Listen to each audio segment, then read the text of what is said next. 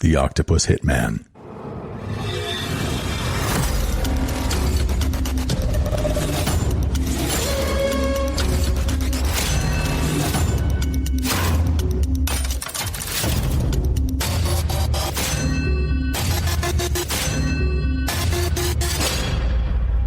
Listener discretion advised.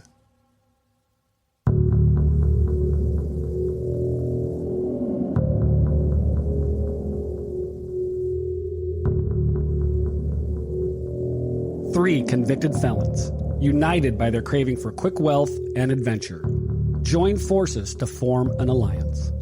Together, they plot and execute heinous crimes, driven by their shared ambitions and a taste for danger. This is the Wild Bunch.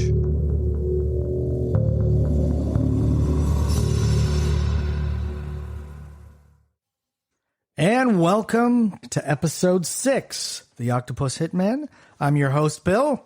And to my right is the most amazing technical wizard of all time, Mr. Mark. Hello.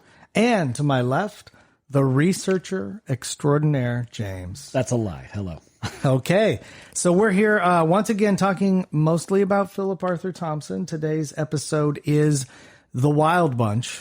It's a fun topic to talk about for sure. True. Let's talk about what we talked about last time, right? We had a robbery, we had a rape, and we had a murder. Just a run-of-the-mill time for Mr. Octopus Hitman, that right? beats my Full House. Yeah, exactly, right? So, and they were thrilling. It was crazy. If one person had any of those one things in their background, that would be enough to call them crazy. But he had all three, just in a span of what, 4 years? Mm-hmm. Not very long. Yeah. So now we're going to hit the Wild Bunch, and let's get to it.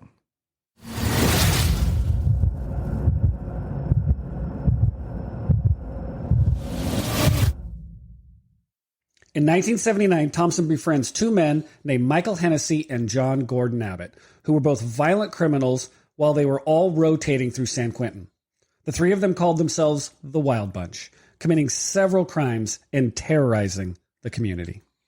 Yeah, it's insane when you think about San Quentin. First of all, it's a major prison in California. It's the ultimate, at the time in the 1970s, it's the ultimate prison. Correct. Yeah. After Alcatraz closes, San Quentin becomes it. Yeah. Correct. So what's really insane is these three meet in San Quentin, and there were a lot of prisoners there. Mm-hmm. And they were not model prisoners. Nope. They were doing scams and all kinds of dealings inside the prison where the guards and the warden were like, yeah, these guys are not good people. No, and they were smart. They were super intelligent. Very so intelligent. They were drawn to each other, and they knew that they could get away with elaborate schemes. But what's crazy, again, is for some reason, they don't stay and serve their entire sentence. No, that's a constant theme. 3 different sentences for 3 different people, but they seem to somehow get out. It is weird. So Michael Hennessy. Hennessy, he was the youngest of the 3 criminals at only 23. He came from a good family by all accounts, but his world collapsed when he rushed his ill father to the hospital one day, only to be told it was nothing serious and to go home. A short time later, his beloved dad dropped dead from a heart attack in front of him.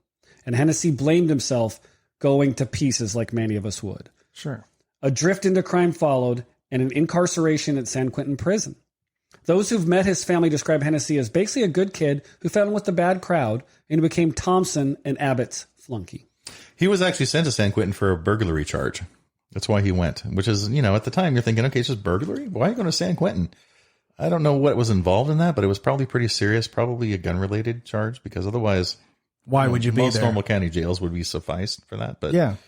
No, so he's in San Quentin, and of course that changes him dramatically, according to his father's a heart attack, and I'm going to commit a crime, and now I'm in San Quentin, and my life has changed dramatically. Yeah, and San Quentin will do that to you. And now he is from Australia originally, and he's half Japanese and half Irish, right? And apparently a really big guy. Very muscular. He was in good shape. Yeah. And honestly, that's about what we know about him up to this point. Correct. Okay, so then we get to John Gordon Abbott. Abbott was a British national who grew up in Canada. He spoke fluent Japanese and possessed a genius-level IQ of 160.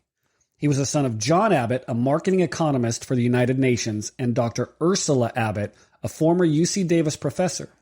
Abbott himself dropped out of UC Davis and ultimately turned to crime like the others. He was sent to prison after a shootout with police in 1976 that left his younger brother dead. You know, in his early life, it's interesting you say that because his early life, he was with his parents, but his parents didn't really pay a lot of attention to him. If you can understand, obviously United Nations father and a mother who was very well renowned in the community in Davis as a professor. Busy. Very busy, not paying a lot of attention. They actually get divorced when he's still a very young teen, and they send him to his grandparents to live in Canada. And he is not very happy with that. He has a high IQ. The grandparents probably aren't giving him enough attention, or there's not a lot for him to pay attention to. So he turns to a simple life of crime and tries to do a robbery when he's 15. And he gets sent back to his mom to live with. Attends UC Davis, takes up Japanese, learns Japanese in 4 years so fluently that he can read it and write it. Just takes up Japanese. And he's fluent in it. This guy has an extremely high IQ. And then he travels all around Japan and everything later in life to really become familiar with the whole country and everything else about it. He came from an affluent background, but he dipped his toe into the criminal waters and wound up back at UC Davis. Thought he was smarter than everybody. And he was, but he wasn't wiser. There's a difference. There's a difference. Okay, so they were each paroled in 1980. So Thompson was 35 at the time. He was paroled first. Then Abbott, who was 26. Hennessy, who was just 23, as I mentioned, was also paroled at around the same time. Thompson somehow landed a job as an apartment manager at the Tower Hotel in San Francisco. Thompson then hired Abbott and Hennessy as assistant managers. Yeah, it's actually the Tower Apartments, and it was located right above Mooney's Pub on Grant Avenue in San Francisco. So it was kind of an area where, I don't know if you'd want to hang out there, but it wasn't horrible. And they moved in, and he started thinking thoughts about like, hey, I can bring in my buddies from the big house and make this our house. Well, what's interesting, too, is that they were having a rent protest in that apartment complex. So there was a lot of people that were not paying rent. And I think Thompson was brought in originally to be the muscle. So he came in, and it's like if people weren't paying rent, he would find a way for them to leave, right? And find a way. Right. And so Thompson, he got the job first. And so, yeah, he's going to bring in his two buddies for muscle. And that's what they did. It's like, are you going to pay the rent? We're going to send Hennessy down to your place. If he's a big old guy, right, you're going to pay, or you're going to get your legs broken, or you're just going to move out. Exactly. Get out. Yeah. So rent protests, I didn't know that you could do that, but that's what they were doing back then. In 1980, you probably could. Yeah. So the three of them worked out a con, which involved robbing armored cars and banks. They would take the merchandise from the robberies, buy weapons, and then travel to Central America and trade the weapons for drugs that would then be brought back to the U.S. and sold on the street. Each subsequent transaction would increase the value of the merchandise. Wow. That's crazy that you get out of prison and you immediately start doing that. And what's so weird is that, like we were talking in previous episodes, sometimes he's robbing UPS trucks and stuff like that, and I just can't understand why that was a good idea. But this is a pretty good idea. Yeah, so they obviously met somebody. So this money for guns for drugs scheme mirrors what many believe the CIA was doing to help finance right-wing insurgents in Central America, such as the Contras in Nicaragua. However, Thompson and Abbott were doing it well before the CIA scheme by a couple years. Were their crimes a test run that was later copied by others? While Thompson set everything in motion, it was actually Abbott that was the mastermind of this new criminal enterprise. Okay, that's very interesting. Now, I wonder how they knew that Abbott was the mastermind. Yeah, I don't know. That is... He probably had the highest IQ, even though they were all intelligent. Yeah. Well, or he thought of the plan. That's true. Right? He's like, you guys are robbing UPS trucks? It's 1980. It's called cocaine. Right. So we've touched on a supposed speculation that Thompson was connected to the CIA. This actually lends toward that belief if they're really going to do drug running and gun running and everything else in South America. Well, you have to remember 1982. I mean, cocaine is exploding on the scene. Yeah. Oh, yeah. Right? So why not? They have to know some people. They've been in jail. They're going to make some connections with all the things that they do. So yes, but you're just going to naturally know people. Hey, Robbing UPS trucks, like I said, stinks. There's a lot of money to be made there. Yeah. Now I just put 2 and 2 together. Why does That's it keep... 4. It equals 4. Exactly. It took me this long to get there. I am definitely not John Gordon Abbott or Phillip Arthur Thompson. What I would say is it makes sense how he gets out of jail or how his time is cut significantly if he is working for the CIA. Right. Yeah. Got some sort of favorable. Remember, judges he on his was side. a rat. He was a mole, an informant. So that always helps as well. He knows people. We're just going to let you go. He's one of our informants. And according to the San Francisco Examiner at the time, he worked as a driver for the Nixon campaign in 1972. And most of this stuff was dealing with all the gun smuggling and everything else was kind of on the right-hand side of the political realm. Exactly. Correct. And back then, the CIA was really just thugs anyway. They were trying to make money. They were trying to infiltrate other governments. So why not get all kind of flunkies into their program? That was a comment by James, if the CIA is listening. Yeah, we had nothing to do with that, CIA. We are innocent. I don't think the CIA is listening to us. So you notice that we don't give our last names on this podcast? There's a reason. There's a reason. So this is interesting how John Gordon Abbott starts his career. He decides he's going to rob a jewelry store with his brother. Well, actually, let me step back really quickly on you because he did do something else. He actually started a fire on a piece of property that his mother partially owned, and there was a visitor there, and the fire killed a person. He was just doing arson? He was just setting a little fire. Was it a building? He's bored, and a person died. They never convicted him, but we believe this might be John Gordon Abbott's first victim. Ah. So he was killed from an arson fire that he had set. Probably inadvertently, but still. Yeah. So now we move into the burglary. Right. So we know that he has a younger brother, right? His younger brother at the time says to him, you know, I can steal any car I want and just name it, point it out. So he said, well, you're full of it. I don't think you can do it. And his younger brother steals a car that he just points out. So now it's his turn to come up with a dare or something like that.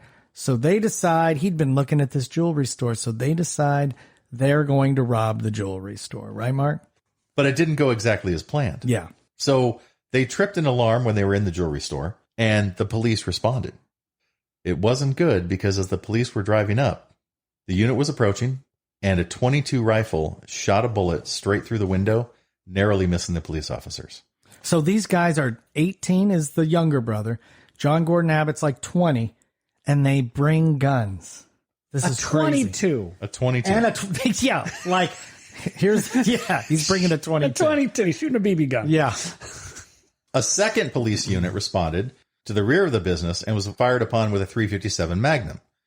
During the exchange of gunfire, That's a different gun. Michael Abbott, his little brother, was killed, and John Abbott escaped.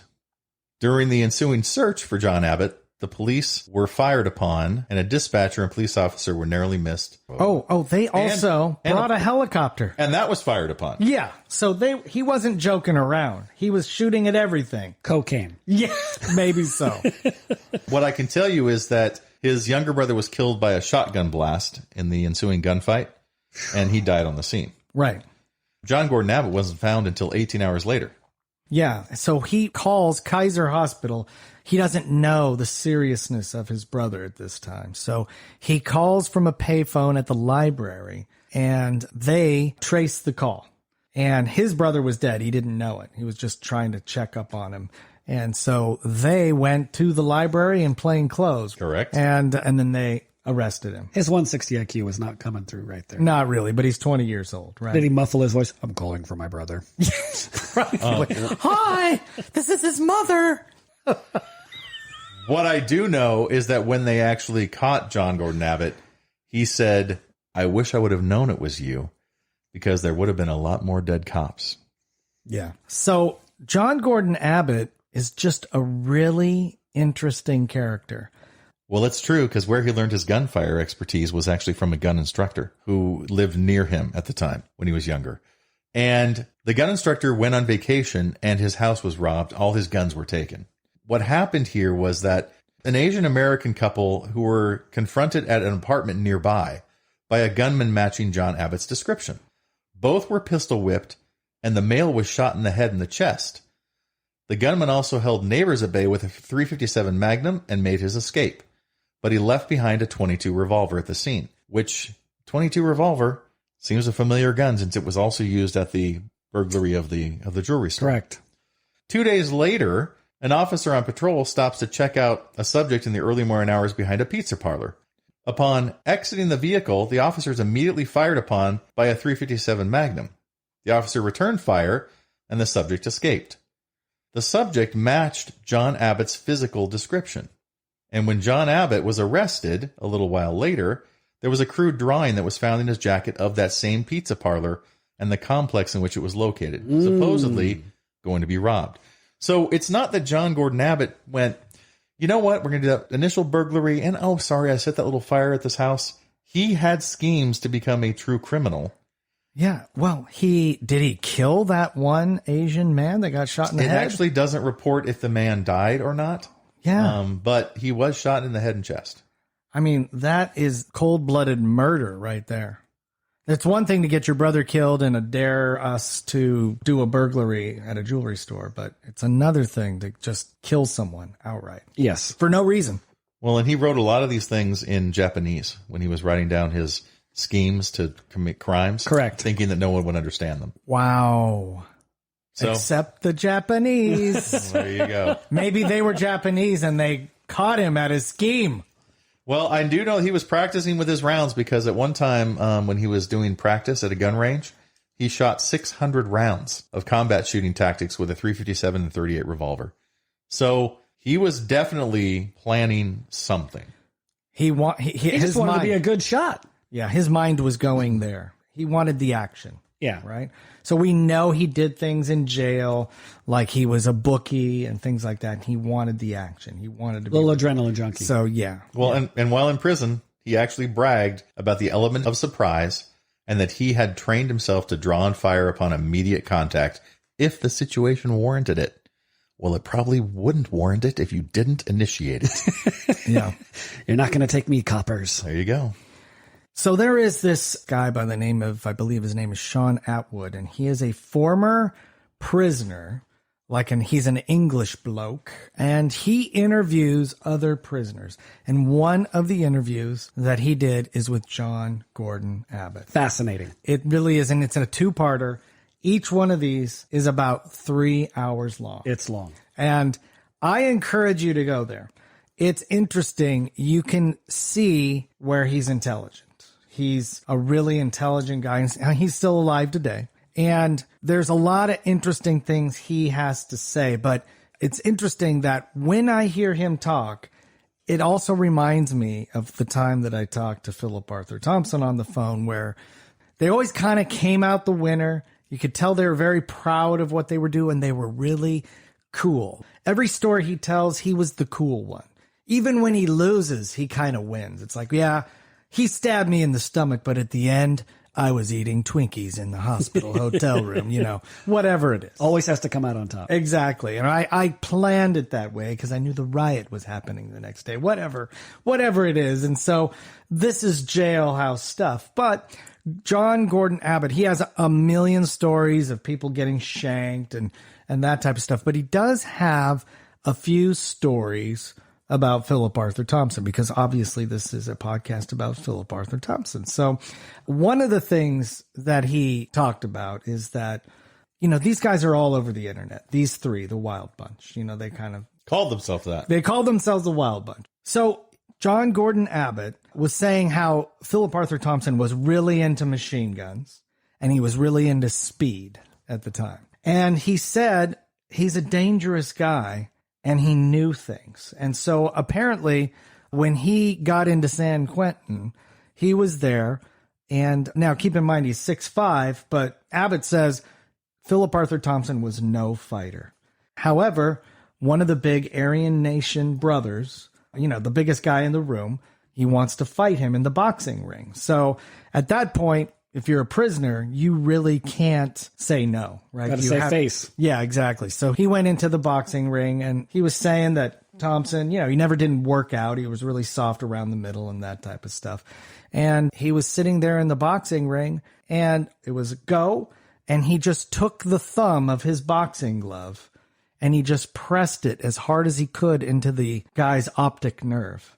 And he immediately just fell to the ground and had no idea what happened. Almost like getting hit in the temple. And so this is what Thompson knew. He knew little tactics like this. How? Yeah, exactly. How? Could it be the CIA maybe? Maybe. We don't know. Another one, and this is a fun story, where he was in the laundry, and of course there are race relations are not good in prison, right? So there was a couple of black Definitely guys. dividing line. Right. So there's a couple of black guys in the laundry, and they walked in, and one of the black guys goes up to Philip Arthur Thompson, and he is so excited to see him. It's like he's a rock star or something. And he tells the story to everyone in the laundry how he was in a bar and Philip Arthur Thompson came in, capped a couple of people. I do not know what that means. I don't know if he killed them or if he shot them in the knees, whatever. Or he brought them San Francisco hats. Right, exactly. Brought them cake. I don't know. But I know that he was going there to get something at this bar. And then he said the craziest thing happened where he turns around and he walks away and people are shooting at him and bullets are flying everywhere, just like in the movies. And he's just casually walking back to his truck.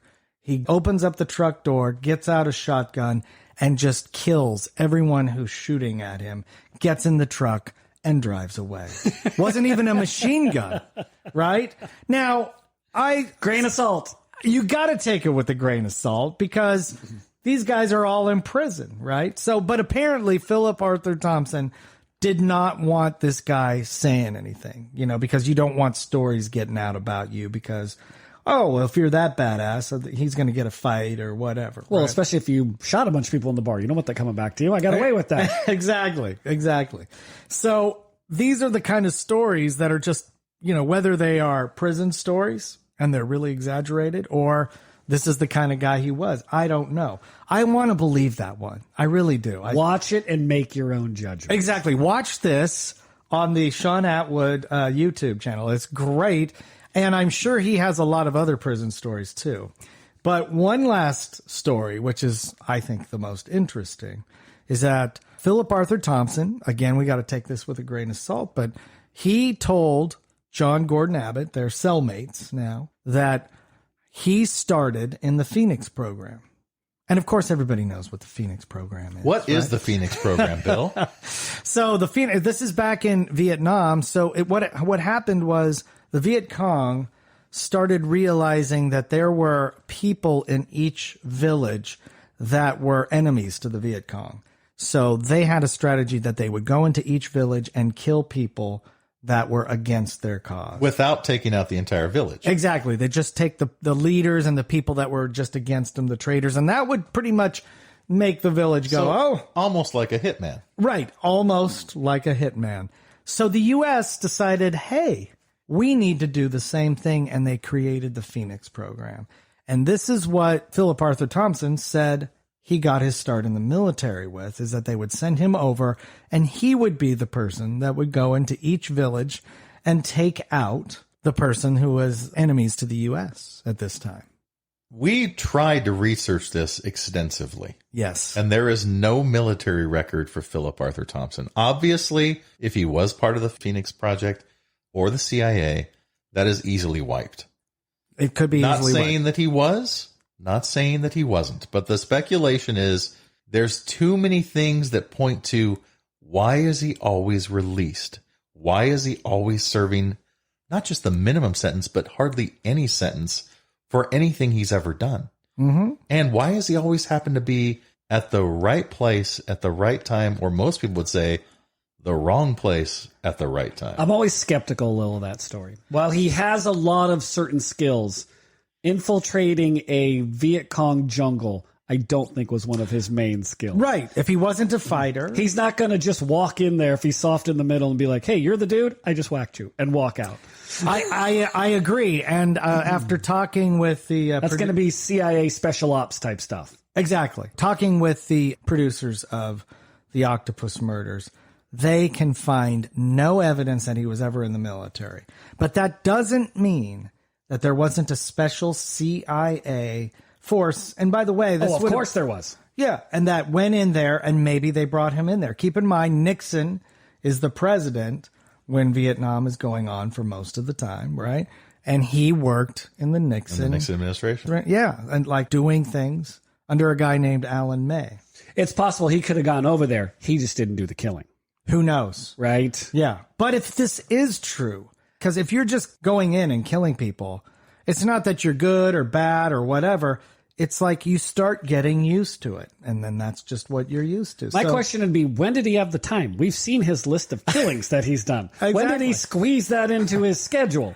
That's what I'm saying. And it also doesn't make sense that the military special ops, they just bring him, doughy Phillip Arthur Thompson, going in there, and then, okay, Phil, go get him.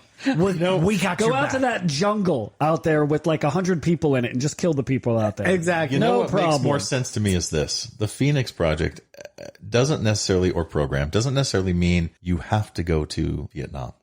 It means you have people working in all areas. Correct. That do similar work. Yeah, so I'm saying he could have been associated with it, just not the guy at the end. He might have been trained. He just never went to Vietnam. He was trained for things going on here. Well, he obviously knew about the Phoenix Project, which maybe it was in the newspaper. I don't know. But, keep in mind, getting information like that in the 70s and 80s, that was a lot harder to do than it is now. We can Google everything. Yeah, right? Depends on who you're running with. Yeah, so he had knowledge of it at least. It's a nice story to think about, right? That this is how he got his start. Could be. But think about it. Don't believe a word he says, number one. And keep in mind, if you're sitting in jail for years and years and years. Which he wasn't. But even months and months and months, you're going to start entertaining yourself with who you are and maybe versions of grandiose. And all these different characters that you run with. You start stealing some stories from other people. Exactly. And you start blending all these stories together. Yeah. And you create a persona. Yeah, exactly. So it sounds great. We're skeptical, right? Yeah. But again, make your own judgment. Listen to it. It's very interesting and very entertaining. Yeah, and so when you hear John Gordon Abbott talk about it, he's also like, now I don't know if he did this, but he did tell him that. But then John Gordon Abbott, how good is his word, right? I mean, you just don't know. You don't. But I'll tell you what, it's worth it to go watch that YouTube channel really of is. Sean Atwood. It's great. It's a great interview if you like prison stories. So after all these stories, I can understand why you call these guys the Wild Bunch. They all come from different backgrounds. They all get linked together through San Quentin. Common goal. They all wind up in the Tower Apartments. There's their story in there? Oh, no. No. Oh, no. It's just getting started. These guys aren't the Three Stooges. They're the Wild Bunch. That's right. So stay tuned for episode 7 where we see the wild in the Wild Bunch.